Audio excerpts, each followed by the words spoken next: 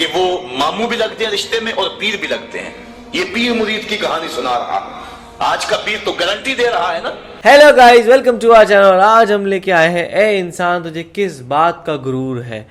یہاں پہ میرے خیال سے دل کو چوٹ کرنے والی ویڈیو ہوگی. اس ویڈیو میں بتایا جائے کہ ایسے جو ہمارا ایٹیٹیوڈ ہے وہ شاید گھٹیا ہے، یا پھر جس طریقے سے ہم رہ رہے ہیں اس میں کچھ خامیاں ہیں.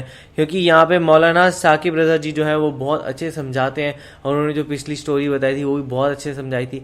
یہ ویڈیو دیکھتے ہیں. جیسے اس میں بولا ہے کہ اے انسان تجھے کس چیز کا غرور ہے، تو اس میں بالکل چیز صحیح بولی ہے. کیونکہ جو ہماری ایک ٹائم ہمارا جو پیسہ ہوتا ہے، ٹھیک ہے، وہ ہم لوگ ٹھیک ہے پوری زندگی ہم لوگ کمانے کے پیچھے بھاگتے ہیں، لیکن جب ہم لوگ جانے کا ٹائم ہوتا ہے تو ہم لوگوں کا یہیں چھوٹ جاتا ہے. ٹھیک ہے، پھر ہوتا ہے دوسرا غرور بیوٹی کا، ہے نا. تو بیوٹی آپ کی ایک پرٹیکولر ٹائم تک ہوتی ہے، اس کے بعد وہ بھی آپ کی چلے جاتی ہے. تو ہم لوگوں کو کس چیز کا غرور ہے، ایگو کس چیز کا ہے ہم لوگوں کو، جبکہ ہم لوگ خالی ہاتھ آئے اور وہ خالی ہاتھ ہی جائیں گے. جو لے کر جائیں گے وہ ہمارے کرم ہے نا. تو شاید مولانا راضا ثاقب مصطفی ہیں، انہوں نے یہی ساری چیزیں کے بارے میں بات کری ہے اس ویڈیو میں. تو اسٹارٹ کرتے ہیں. دیکھ لیتے پھر یہ ویڈیو کیسی ہوگی. تو آپ بھی دیکھو، ہم دیکھتے ہیں. Let's start. یہ تقویٰ ہے. حضرت علی المرتضیٰ فرماتے ہیں کہ اپنی عبادات پر اعتماد نہ کرنا تقویٰ ہے. اور حضرت عمر فاروق کا عمل ہمارے سامنے موجود ہے کہ عید کے دن رو رہے تھے، چھوٹی عید کے دن. اس نے پوچھا آج تو ہر کوئی خوش ہے اور آپ رو رہے ہیں. کہا مجھے نہیں پتا کہ میرے روزے قبول ہوئے ہیں یا کہ نہیں.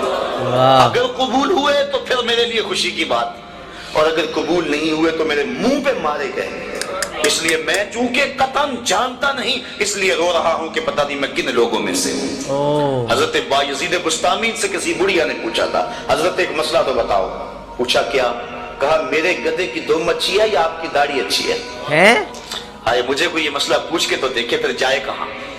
بایزید بستامی سے بڑھیا نے پوچھا آپ کی داڑھی اچھی یا میرے گدھے کی دم اچھی؟ یہ کیسا سوال؟ ناراض نہیں ہوئے، بگڑے نہیں، آنکھوں سے آنسو ڈھلنے لگے. کہا تیرے سوال کا جواب فی الحال میرے پاس نہیں ہے. جب میں مر جاؤں گا تو پھر میرے پاس جواب ہوگا، پھر تو مجھے کیسے مل پائے گی.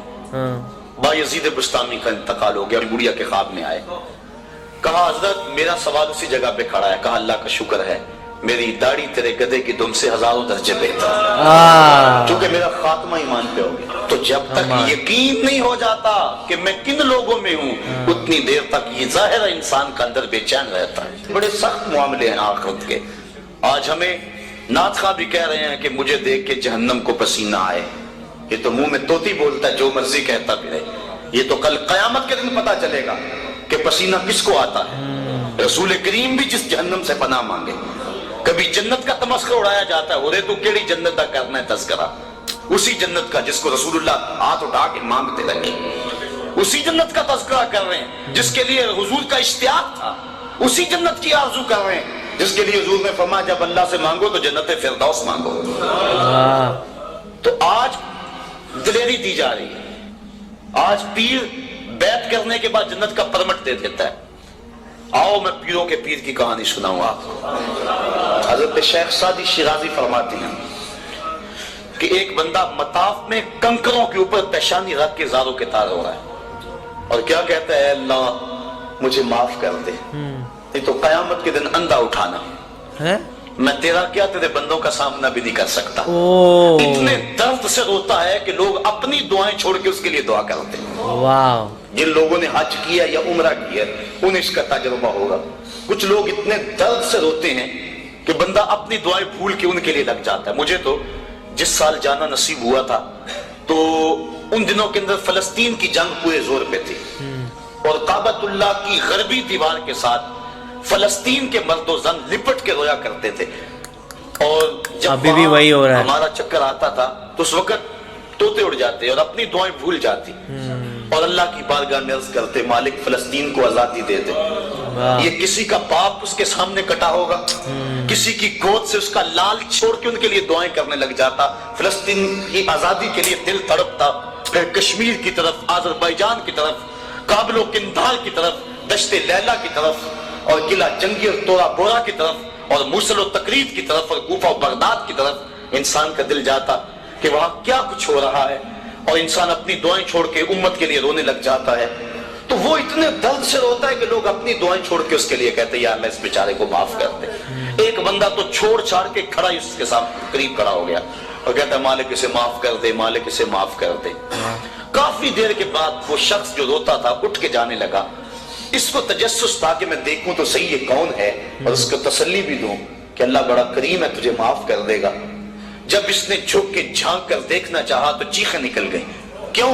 کہ فائزہ ہوا شیخ عبد القادر جیلانی، یہ زاروں کے تار رونے والا وقت کا غوث شیخ عبد القادر جیلانی۔ حضرت سری سختی رضی اللہ تعالیٰ عنہ نے جنید بغدادی کو بلایا۔ حضرت جنید بغدادی کہ وہ ماموں بھی لگتے ہیں رشتے میں اور پیر بھی لگتے ہیں۔ یہ پیر مرید کی کہانی سنا رہا، آج کا پیر تو گارنٹی دے رہا ہے نا، اللہ اکبر حضور تو حضرت ربیہ کو بھی جنت کی بشارت دیں اور ساتھ کہے کثرت سجود سے میری مدد کرنا، اور پیر کہتا تجھے پرواہ ہی نہیں ہے۔ آؤ اس پیر مرید کی کہانی سنا رہا ہوں۔ حضرت جنید بغدادی فرماتے ہیں میرے ماموں نے تنہائی میں مجھے بلایا اور مجھے وصیتیں کی۔ جب ایک وصیت کی تو میرے پاؤں تلے سے زمین نکل گئی۔ کہنے لگے بیٹا جب میں مر جاؤں تو میری قبر بغداد سے باہر بنانا۔ میں نے پوچھا حضور کیوں؟ فرمانے لگے میری بدعمالیوں کی وجہ سے کہیں بغداد کی مٹی میری لاش کو قبول کرنے سے انکار نہ کر دے اور میں لوگوں کے سامنے رسوا نہ ہو جاؤں۔ یہ ہیں وہ لوگ تتجافا جنوبہم عن المضاجع، جن کی کروٹیں بستروں سے الگ رہتی ہیں، اللہ کو خوف اور طمع میں پکارتے ہیں، لیکن زندگی کا ایک ایک لمحہ تقوی سے عبارت ہے۔ دنیا میں تکلیفیں صحیح، حضرت امام جعفر صادق ساری زندگی ٹھنڈا پانی نہیں پیا، فرماتے تھے کیا خبر کہ اس کے حساب میں چکرا جاؤں۔ اور آپ کے مریدین بیٹھے ہوئے ہیں، آپ بھی بیٹھے ہوئے ہیں، لوگ بیٹھے ہیں، کہا یار آج ایک دوسرے سے وعدہ نہ کر لیں۔ کہا کیا؟ کہا ہم میں سے جو بھی جنت میں جائے وہ دوسروں کو ساتھ لے کے جائے۔ غلاموں نے کہا حضور ہم آپ ہے، یہ خشیت ہے اور ٹھنڈے پانی سے بھی گریز کر رہے ہیں۔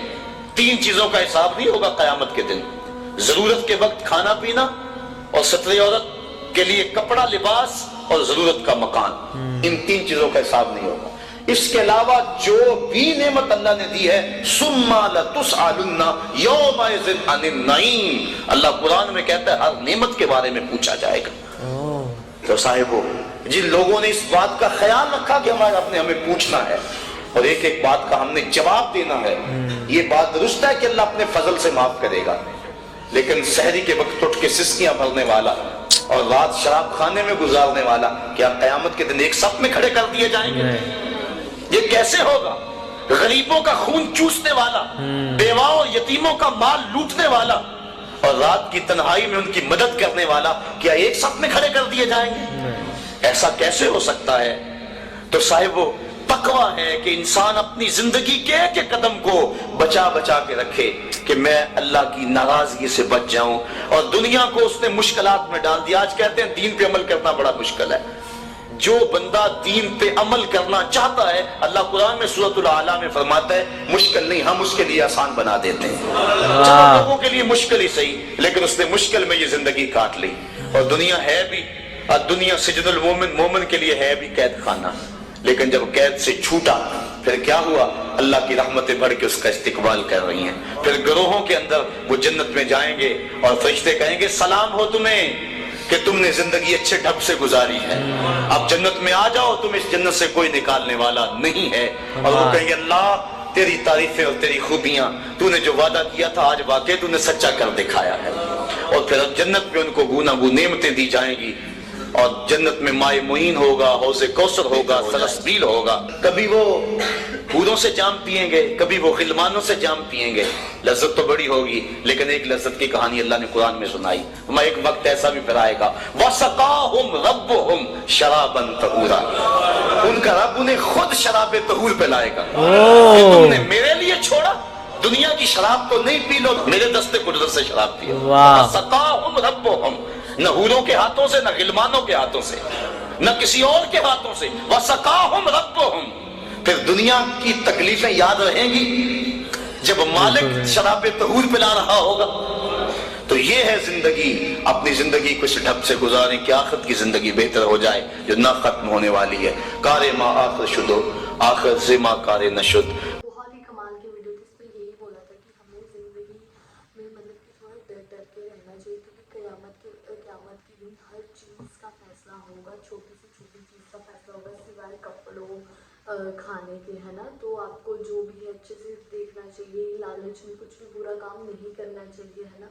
यही सारी चीज़ें थी कि आपको ज़िंदगी का स्टेप फूक फूक के लेना चाहिए, क्योंकि क़यामत का जो मंजर होगा वो बहुत ही ज़्यादा ख़राब होगा। उसमें मतलब कि आप उस टाइम ऐसे अपना सर पटकोगे कि मैंने ये काम क्यों किया। तो यही था इसमें, बेसिकली यही इन्होंने इस वीडियो में बोला और मुझे काफ़ी ज़्यादा अच्छी लगी। और लाइक मुझे सबसे अच्छा यही लगता है कि एक ये ना सिर्फ अच्छी चीज़ों को प्रमोट कर रहा है, ऐसा नहीं कि कुछ गलत चीज़ों को बोल रहा है। यही बोल रहा है कि हमें अच्छे से ज़िंदगी काटनी चाहिए और आपको एक अच्छा इंसान ही बनना है। तो मुझे ये वीडियो काफ़ी ज़्यादा अच्छी लगी। वही यहाँ पे जिस तरीके से उन्होंने बताया कि कैसे यहाँ पे हम लोगों को मतलब हर चीज़ सोच के करनी चाहिए, बिकॉज ऊपर जो होगी, जैसे अगर जो बहुत ख़राब काम करने वाला होगा और जो वही एक बहुत अच्छा काम करने वाला होगा, तो वो दोनों साथ में नहीं खड़े होंगे, दोनों की अपनी अपनी जगह होगी। एंड साथ में देखा जाए तो वो बता रहे थे कि भाई किस तरीके से कुछ लोग ऐसे वहाँ पे रोते हैं यहाँ पे, या फिर वो ऐसे अपना दर्द प्रकट करते हैं कि लोग जो है अपनी दुआ भूल के उनकी दुआ मांग लेते हैं। जैसे अब पैलेस्टाइन की बात वो उस टाइम कर रहे थे, पता नहीं कितनी पुरानी वीडियो होगी, लेकिन आज भी ये वही हो रहा है, सेम टू सेम आज पैलेस्टाइन में हो रहा है और वहाँ के बच्चे बूढ़े सबको मारा जा रहा है। तो हम सब भी यही दुआ करते हैं कि वहाँ पे सब जल्दी सही हो जाए और सेफ हो जाए। तो आप लोगों का इस बारे में क्या कहना, आप हमें कमेंट सेक्शन में ज़रूर बताइएगा। तो ऐसे लाइक करते जाइए, कमेंट करते जाइए, शेयर करते जाइए और सब्सक्राइब करते जाइए। बाय।